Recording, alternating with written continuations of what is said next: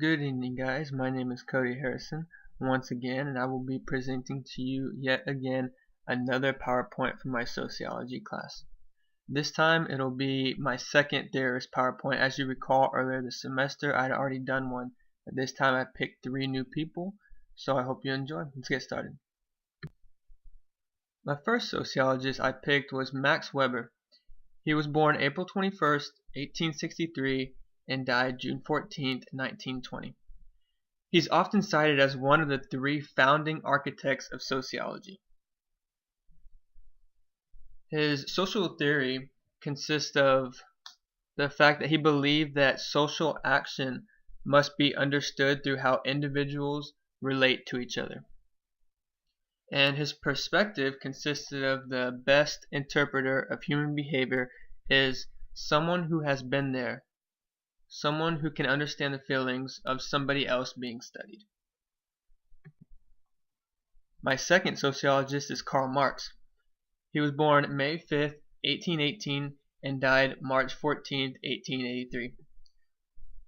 His social theory holds that human societies progress through class struggle. He believed that the elite had power and that's how it should be. His perspective was that humans are motivated by material concerns. He believed that an ideal economic system would consist of exchanges of equal value for equal value in determining the amount of work put in. My third sociologist, C. Wright Mills. He was born August 28, 1916 and died March 20th, 1962. He was influenced by both Karl Marx and Max Weber. He's highly critical of capitalism. His social theory was that society as a whole must be understood in context of history and nature of the people involved.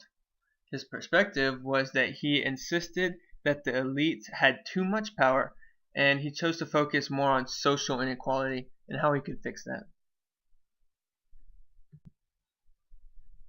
My next section of the PowerPoint is down to earth, living in the dorm, contact theory. Weber related to this because he studied subjective meanings of people, which pretty much is how people interpret their situation in life. Marx wouldn't really have much to say about this because he was more concerned about economical and material needs, not so much racial issues. And Mills believed people play roles in society. Roles are the interpersonal and have much to do with social conduct and how you can act around other people that are playing different roles. The next section is cultural diversity, the politics of immigrants. Weber doesn't have much of an input on this. Marx, not only was he a sociologist but also an economist. If he was still around, he would greatly be surprised at the immigration and at the rate of immigration and how it's affecting Americans and jobs in society. Mills wanted social equality. In terms of this cultural diversity, Mills would focus on the different classes and structure of people.